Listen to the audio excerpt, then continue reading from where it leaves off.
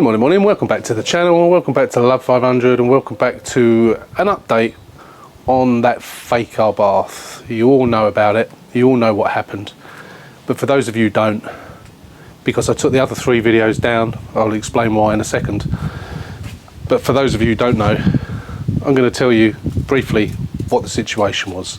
So stay tuned and we'll come straight back and we'll get into an update.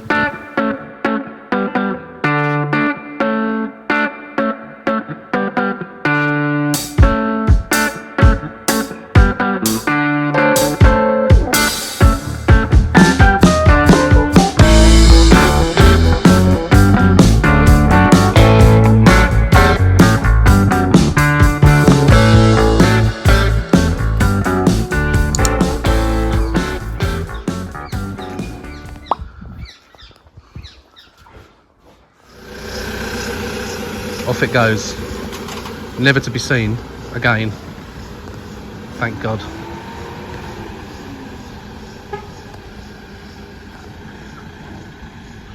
Bye bye Fake Abarth, Project Nightmare.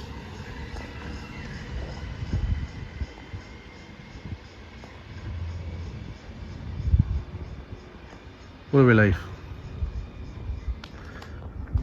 Empty drive, hey, at last. And we can get that down there now.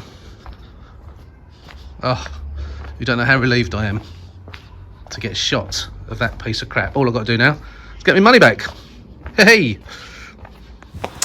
So, you may think the fact that the car has gone from the driveway, I might look a bit happier. The reason I'm not looking particularly happy is because I've got COVID. Both me and my wife have both got COVID. And she's been in bed for a few days. And I have got, as you can hear, sounds like I've got a cold, but it's not a cold, it's COVID. So although I am really pleased that the car went, I still feel a little bit on the ropey side, so we'll get into it anyway. So I just want to briefly go over what happened, and I'll put some pictures in alongside as I'm talking, so you can, if you can't remember or you haven't seen the previous videos, you don't know what went on, this is what happened. So briefly, okay, so I bought what I thought was a 2012 Abarth. The pictures were of this car, so I looked around it, could pretty much see, yeah, it's an Abarth, it's a black Abarth. Number plates were covered up as they always are. It had the registration number written across the windscreen. The hammer price, it was on reserve or minimum bid, whichever one it was. The hammer price was 2,450. As always, I stuck to my guns. They counter bid at around 3,950, I think it was, so 1,500 quid more. So they counter bid, I think it was 3,950. Ignored it, carried on with me 2,450, and then they counter bid again. They came down, I think, 2 or 3 times, about 50 quid each time. Ignored it, kept at me 2,450. By the end of, I think, the second day or the third day, they accepted the 2,450. I went, yes! Paid me 2,450, which including fees was 288 something, 28895, something like that. So paid that. Was in Wolverhampton, so you know where I am. I'm down south on the borders of London and Kent. So it cost me. Someone recommended me a fella to use, and he delivered it to me for 250 quid, which was not bad, considering where it was coming from.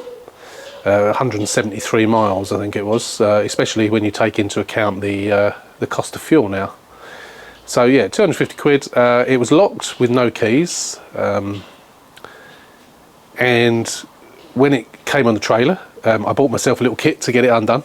So we got it undone, managed to free the steering wheel, get it onto the drive, and where it was, where you saw it umpteen times, where this car is now, it sat here facing outwards for the foreseeable future.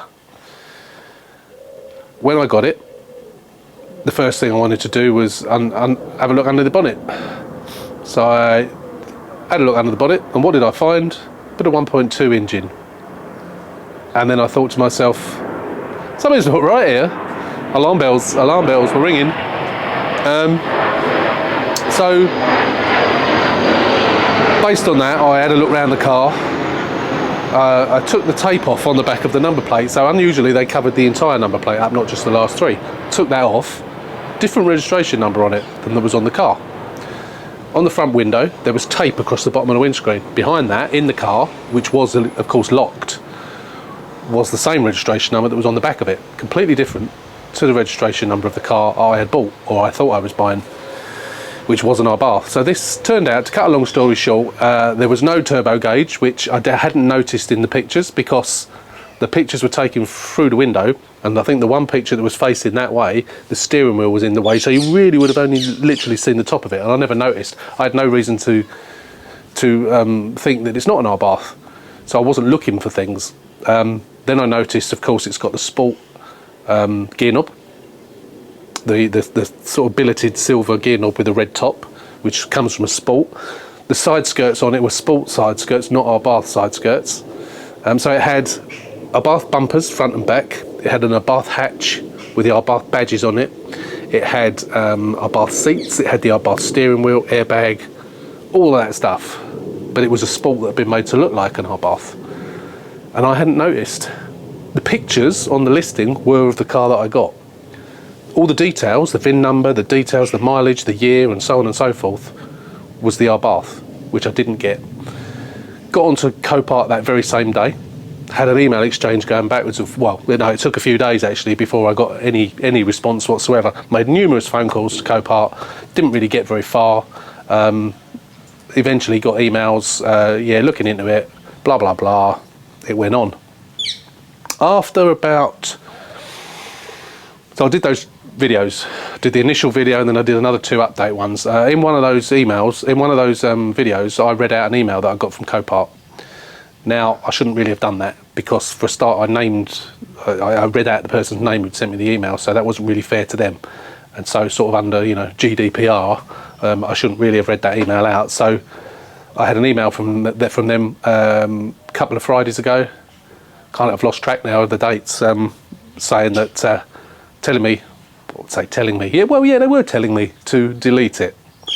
So what I was going to do, I was going to just edit it out and mute it. But I thought to myself, no, it's easier just to delete all 3, because I don't know if I'd mentioned anything else in the others. So I just deleted all 3 videos. And then, of course, I'm getting messages from you saying, what's happened? You seem to have deleted the videos. That's why. So, yeah, it was unfair to name that person. And I did send an email back and apologising and say, yeah, sorry, I shouldn't have done that. Didn't think it was a problem at the time. Sorry, shouldn't have done that. But, yeah, that was that. So... Okay, so the long-awaited update on the Abarth that wasn't an Abarth.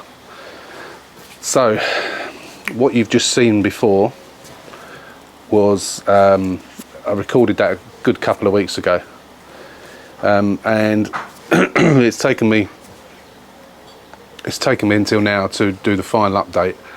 No particular reason apart from the weather. The weather's lovely today, but as you know, the last 2 days have been the hottest days that Britain has ever experienced, and I was struggling to do stuff on this car behind me in the heat, and I just didn't get around to filming this. So this morning I decided to do it. Excuse me, I'm going to cough again. Still got a cough after having COVID. So yeah, so the final update. So I'm not quite sure now how much I've told you. I think I've got pretty much up to the fact of, I can't even remember whether I told you that they were picking it up. So I'm just going to, before I finish this video, I will look back at what I've already told you, and I would edit out what I need to edit out. So forgive me if I'm repeating myself here. So the car went, so today is, what's today? Today's Wednesday. You will be seeing this on Friday. The car didn't go last Saturday, it went the Saturday before. So on the Thursday before that, I had an email from the manager at Wolverhampton, and he asked me whether I would be able to read the VIN number from the ECU. So they've obviously got this thing about the VIN number. They were obviously trying to fathom out where the car had come from, what the identity of the car was, confirming that the ECU was the same as the VIN plate and the stamped VIN, even though we knew it was. I guess belt and braces, they just wanted to double check, make sure. So I said, yeah, can do that, no problem. Then it dawned on me, I haven't got any keys, have I? So I couldn't, because for multi-ECU scan to be able to read a VIN number, or to connect to an ECU, you need to start the engine, not start the engine, turn the ignition on. So I emailed him back and said, no, sorry, can't do that. So I think that was on the Thursday. Might have been the Wednesday, can't remember. Anyway, then I received, no, sorry, that was the Tuesday, because I was on the, initially I received a phone call from him and I was on a railway station platform, so he then emailed me. And then a couple of days later, which was on the Thursday, I think, he phoned me and said, are you about on Saturday? And I thought, yeah, the car's going to go, he's going to take it away. I said, yeah, I'm around all day Saturday, not a problem. Why? And he said, we're getting someone from Sandwich to come up. I think I told you all this. I'm sure I've told you all this. Anyway, so we're getting a subcontractor from Sandwich to come up. And he'll have a bit of kit with him and he'll be able to read the ECU. So I said, yeah, okay, fine. So long awaited someone actually coming down and doing something. So the next day was Friday, which normally follows Thursday, and that afternoon, mid-afternoon, I get a phone call from this subcontractor. He said, I only live a couple of miles up the road from you. Is it all right if I come today? So I said, yeah, that's fine, I'm here. Yeah, come when you like. So that evening, it was getting on a bit. Well, I say getting on a bit, it was something like 7 o'clock in the evening on that Friday evening. He turns up with a Nissan Duke on the back of his truck, parked up the road. We had a long chat. He was here for over an hour. He took loads of photographs, the engine, all around the car, the number plates, the VIN number, everything he took photos of. He took loads and loads of photos, uploaded it to a WhatsApp group. We had a long chat about Copart and stuff, and he seems to think that Copart thought that it was possibly a ringer in some way, which is why they wanted to get confirmation of that VIN number. But we didn't really know. So he took all the photographs, we had a chat about it. He had a big wad of paperwork from the previous owner, which he took with him, data protection, I guess, so he took it with him. And then he got on the phone to the manager at Sandwich. So he's a subcontractor, he works for Sandwich, and he deals with the suspicious cars or vehicles, I should say, of which, as you can imagine, there's probably quite a few. That's what he does. And he said to me, why, how long have you had this? And I said, it will be 4 weeks on Monday. And this is on the Friday. And he said, why didn't they send me down? He said, when did you tell them? I said, about an hour after I got the car. And he said, well, if they'd told me that week, I could have come down, we could have done this then. So, I don't know. I don't know the answer to that. I mean, obviously they were waiting to hear back from the insurance company when it got to Wolverhampton, because obviously the complaints department, who I've had very, very little contact with at the head office, most of the contact has been with the manager at Wolverhampton, who I cannot fault at all. He's been really good. He's kept me informed. Even when there wasn't much to tell me, he said, even if I've got nothing to tell you, I will call you. Sorry, I've got a cloth over there because his car is filthy and I'm leaning against it. Yeah, he's been, he said, even if I've got nothing to tell you, I will call you and give you an update. Or, just to touch base and say I haven't forgotten about you. So he spoke to the manager at Sandwich.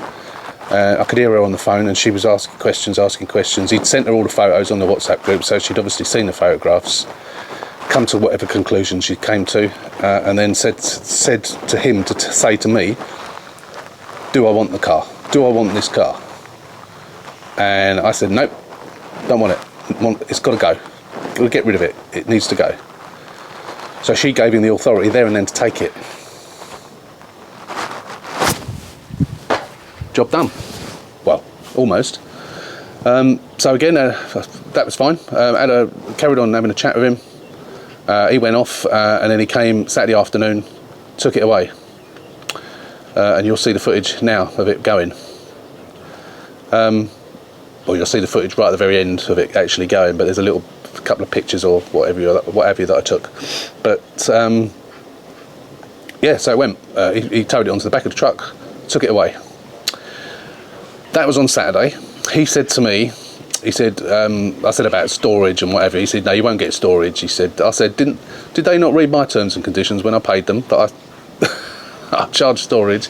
He said, no, you won't. He laughed and he said, you won't get that. He said, but you should get your transport costs back. Have you got an invoice? I said, well, I haven't, but I can quite easily get one.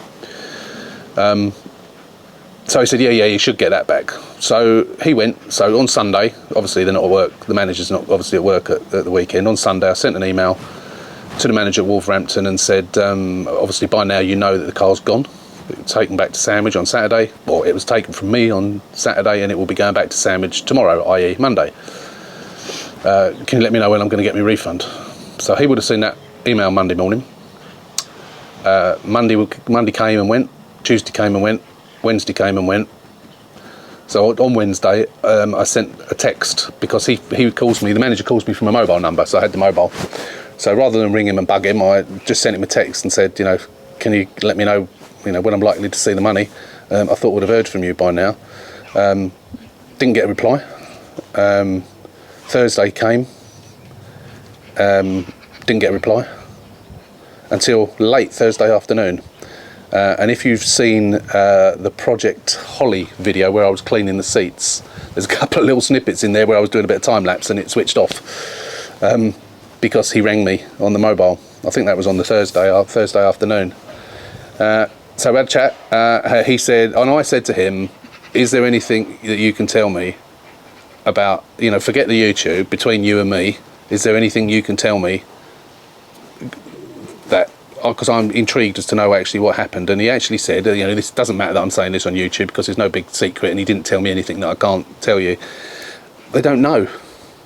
They don't know what happened. All he did say at the end was they tracked the car down and they actually sold that black Sport in 2019 as a black Sport. And sometime between there, I think it was a Cat N at that point, sometime between then and now, someone's turned it into a Fake Abarth. Whether that was some sort of dodgy skullduggery with the actual Abarth that seems to have disappeared off the planet, and I still don't think that they've still not actually found that Abarth. They don't know where it is. It's disappeared, I believe. And he said, I think the insurance company blamed the police. They were obviously given the details of the car to pick up. That's the one they went and picked up, as far as they knew. They had the number plate written. Don't know who wrote the number plate whether it was Copart that wrote the number plate on the windscreen or not. I don't know. Probably because they've been given that car. It's a black Abarth. It looked like a black Abarth. They picked it up, wrote a number plate that they thought they were getting on the windscreen, gave it a lot number, and up for sale it went. So it's not really Copart's fault. And I think probably due to the amount of cars that Copart go through in a week even, they rely on the information that the insurance company give them, and a bit like we rely on the information that's on the listing, we're going by the information given to us by Copart. Copart are going by the information that the insurance company are giving them. And if they happen to somewhere along the line between the car being recovered by the police or the council, whoever it was, and it going to this garage somewhere along the line, it's been swapped accidentally or otherwise, we don't know. Copart don't know. So he said that he thinks the car will probably they will never be able to sell it. It will stay at Sandwich probably. And if you saw Salvage Rebuild's walk around the Sandwich depot a couple of weeks ago, you can see the size of it. It's absolutely humongous. And Rob and Chris, who were doing the walk around, there was one or two cars. There was a camper van and a I can't remember what the one or two other cars that were there, that they had been there when they'd done a walk around 18 months previously or thereabouts. They recognised that those cars were still there. So there are obviously an element of vehicles at these sites that they are unable to sell because they can't trace the details, the ownership or the status of it, whether it's stolen, whether it's whatever. So it will probably just sit there. My thinking is, if you remember when I bought my white Abarth, which was a Series 4, the driver's door on it was a Series 3 door. I think Copart had put that on to try and dress the car up a little bit. And when I bought the stripped white Series 4 Lounge, it had the old style wheels on it and old style bumpers on it. So they've obviously got bits and pieces of cars that they can take off and put on other cars to dress them up a little bit to try and get more money for them. So you might find that, you know, a black Fiat 500 comes in and needs a door, they'll take the door off of that. But, you know, that car they can't actually sell ever. So it will just sit there. Whether at some point they might take bits off of it and then they might crash it, treat it as like a Cat B. I don't know. I'm not speaking for them. I'm speaking for what I think will probably happen. But so the car went, and my conversation with the manager on the Thursday was that refund. He said, yeah, we'll refund you, no problem. He said, you can either have a refund into your Copart account or to your bank. He said, if it's into your Copart account, I can do that tomorrow, being the Friday. He said, if you want it into your bank, he said, it has to go through my manager and get authorised. He said it will take about a week. So that will be a week this Friday, day after tomorrow. I checked my bank yesterday, it's not in there yet. Obviously, from me saying that, you can understand that I opted for into my bank. I said to him, you know, I'd rather have the money, as much as I'm going to use it for cars, I'd rather have it in my bank account than in yours. So he said, yeah, that's fine, I'll get the ball rolling and he'll get that done. So the money is on its way back. Hopefully, if I haven't received it by Friday, I shall get onto him and say, you know, I haven't got it still, what's going on? When I asked him about the delivery, and I said, what about my 250 quid that it cost me to get the car here? And he said to me, have you got an invoice for the delivery? And I said, I haven't. I said, because I paid the bloke by cash, but I'm sure if I contact him, I can soon get an invoice. He said, well, I can include that as part of the refund. And I said, well, how about a free delivery? And he said, yeah, that's fine. I can put a note on your file. So when you buy a car from Wolverhampton, he said, just give them a call at Wolverhampton, tell them that you want to have your free delivery, and we'll sort it out. So I opted for that, because I would have had to get the invoice. So I would have had to contact the transport guy, ask him to do an invoice. He would have had to do it, send it to me. I'm then got to email it up to the manager. That's going to delay things yet another week at least. So I thought, right, no, let's just have the free delivery. So I'm in credit for a free delivery from Wolverhampton, and I've already got my eye on a car there. So that's it, I think. That's where we are. So yeah, money isn't in my account yet, but hopefully by the end of this week it will be. If not the end of this week, hopefully the beginning of next. But as I say, I'll probably give it till Monday. If it's not there by Monday, I shall contact the manager and say, what's happening? I haven't got my money yet. So that's the end of this saga, thankfully. So at the end of the day, I'm not out of pocket. Well, I suppose I am technically £250 out of pocket, but I'm getting a free delivery from Wolverhampton, so that takes care of that. So, what is my opinion on Copart after this experience? Honestly, and I mean this honestly, and you know, I don't, as you know, I don't have any associations with Copart whatsoever. I don't, you know, some of the other groups will do sponsored videos, sponsored ads, and they will big up Copart because they're sponsoring the videos. I don't do any of that. The Copart have never asked me to. I wouldn't do it even if they did, and I'm sure they won't. In fact, you know, they had the ump with me at one point during this whole thing, because if I have already mentioned this, I apologise, but as you know, I took down those 3 videos that are up. The reason for that was because during one of those videos, I sort of read out one of the emails that Copart had sent me and said the name of the person on the end of it. They got wind of that, probably because the manager at Wolverhampton, I told him briefly about YouTube. I'd not used it as a stick to bash him or anything like that. I just mentioned it and said, you know, hopefully this will be a positive outcome and that will go in Copart's favour. It wasn't a stick, but you know, it didn't hurt to mention it. And he probably looked it up and found it and saw that I'd read out this email and let them know. So they emailed me and told me, didn't tell me. Well, yeah, no, I suppose they did. They said it needs to be taken down immediately. So I had intended to block it out, that bit, but I thought, you know what, and I don't know if there was anything else on the other 2 videos. It was easy just to delete the whole lot and then do one video, this video, at the end of it. And I know it was frustrating, and some of you were wondering what happened to them, and a lot of you were asking me on other videos, and what's happened to the Copart videos, have you had to take them down? That's the reason. So technically I had breached GDPR by reading out that email, so it was best, you know, I don't want to end up getting sued by Copart for breach of data protection. So I took it down, and yeah, that was the end of that. It was just safer to do that for everybody. So yeah, what do I think of Copart? We all know that they've not got a fantastic name in the trade, and when I had that conversation with several people from Copart over the course of this last month or so, and as much as they didn't agree with me, they know it's true. And you know, I mentioned the fact that I know of so many people that don't buy from Copart anymore, that haven't renewed their membership, and I know some of you have commented on videos that you're amongst those. So they have lost a lot of customers. They're celebrating 15 years in the UK at the moment, and they're doing membership for 65 quid. That was part of the reason they said that why they hadn't come back to me, because they've been really busy, because they get loads of new memberships. I don't know if that's true or not, but amazing what a cheap 65 quid membership will do. But yeah, the way I look at Copart is, okay, they're a big organisation, multinational organisation, as you know, they're all over the world. For me, they have, I think today, I looked this morning, there were 66 Fiat 500s countrywide, not including Northern Ireland, because obviously I can't buy from Northern Ireland anyway. 66. There's often up in the 80s, once or twice it's gone over the 100. Any of the other sites, 2 or 3, and they're all over the place as well, you know, they're not a one central site.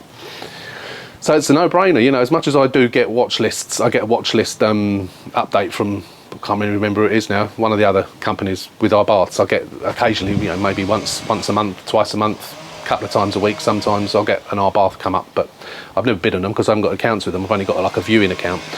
But it's not worth my while, because Copart have got the best stock levels of Fiat 500s. If I did all sorts of cars, then it wouldn't matter so much, but I only do Fiat 500s. So it's Copart or no one really. So that was another reason for taking the videos down, because I didn't want to blemish not my reputation. Sorry, I didn't want to blemish my relationship with Copart by peeing them off too much and arguing with them. So I was, as I said to the manager, on certainly more than 2 or 3 occasions, you know, I have been, as much as this has been stressful and frustrating, I have been a lot more patient than I probably should have been. And that's the reason, because I don't want to tarnish my reputation. I don't want them cancelling my account. So that's it. What more can I say? So again, you know, what do I think of Copart? I think they're all right, you know. I mean, there's been dodgy photographs. There's still listings on there now with photographs of where they should. There's not photographs where they should be. That's probably down to the people who take the photographs in the yard, rather than whether they're, I don't know. I'm not going to go into that, but we all know about the dodgy photographs. But I've learned doing this, you know, that 1 or 2 cars I've bought have definitely been dodgy photographs. Definitely dodgy photographs. Airbags that have been completely cut, tucked back up, and you just notice a little bit of string, like a curtain airbag, just notice a little bit of string in the A-pillar, or a little bit of ruffled headlining. If you know what to look for, you can spot these dodgy things. There was one recently, I can't remember which one it was now, that there was no photograph taken from the driver's door, which they would normally take, and you could see the door card was all ruffled, so that told me that the seat airbag had gone and damaged it. Lo and behold, I get the car and the seat airbag's gone, but you couldn't see it in the photograph. So if it wasn't for noticing that little bit of ruffling in that door card, in the material on that door card where it's destroyed the plastic, you wouldn't have known. Unfortunately, they are very good at doing things like that. So if you're buying a car from Copart, and I don't know if any of the other companies do it as well, just be mindful of where the photographs are taken and how they're taken. And if you're viewing, I don't think you can do it if you're looking on an iPad or a phone, but if you're doing it on a computer via the website, you can press the HD button and it'll instantly download an HD version. When you hover your mouse over it, you get an enlarged version on the screen, and you can sort of move the mouse around and it will move that enlarged version about a bit in HD, so you can see stuff in much better detail. You know, sometimes depending on the colour of the car, you can't see certain dents. By doing that, sometimes you can. Sometimes it's reflection, it varies, but just study the pictures more. If we could go and see the cars, it would be fine. Of course, you can do the 10-minute walk around. It costs you 10 quid. You can do that, but you know, I've never done it. I don't intend to either. They're too far away for me to go and look. So I obviously, there is always that element of risk when you're buying a salvage car. You just need to study the photos. That's my parting thing on this video, I think. Study the photographs, make sure you've dotted every I and crossed every T on what you think you're getting, and then you won't be disappointed. People have mentioned that Copart drain fuel out. I have had loads, sorry, there's a bee landing on me, or a wasp. I have had loads of cars from them with got full tanks of petrol. I've never had a car that's not had a fuel level as it was in the photograph, never. So I know people say they do it, and the excuse for doing it, I think some people have given is for safety, which obviously a load of cobblers, but never happened to me. Never happened to me. So that's it. I think there's not much more I can say. So all sorted, car is gone, money's on its way back to me, onwards and upwards. My blue car, as you've probably already seen, the blue Colour Therapy is sold. That's been picked up today. My 500C is still in the body shop. They've had it for weeks. I'm going to call them tomorrow and see if we can find out how much longer it's going to be. And we're going to start looking for another car. Got my eye on a couple, one being in Wolverhampton. So yeah, that's it. So again, apologies for deleting those 3 videos. I couldn't really, it was difficult for me to explain at the time why, but that was the reason. And hopefully this one video has answered any questions you've got. If you have got any other questions on anything that I've not covered in this about what happened, then drop us a comment down the bottom, let me know, and I'll answer it to the best of my ability. So yeah, so again, hope you've enjoyed this video. I hope this video has given you all the information you need, and maybe might help you with your Copart purchases in the future. I'm going to go back to the original stuff that I did. So I've got a video sitting on the computer upstairs, which is, I'm not sure how long it is, 20 minutes or something. So this might end up being a relatively long video because I've waffled on a bit here. But I'm going to try and edit out anything that I've just talked about here, so I'm not repeating myself so much. So if I have left anything in and repeat myself, I apologise again. So that's it. So as always, if you are not a subscriber, please hit that button up there. Hit the subscribe button. Please give us a thumbs up. It really helps the channel by giving us a thumbs up. That's it. So until the next video, which you will see obviously on Sunday, which will be, I'm not sure which one it will be now. I think it might be, it's either be this one or the final one on the blue one, because there was another video on the blue one, even though I thought I'd already finished it. But yeah, there is another video on that. So until then, whichever one that is on Sunday, as always, thanks for watching. Take care, stay safe, and we'll see you soon.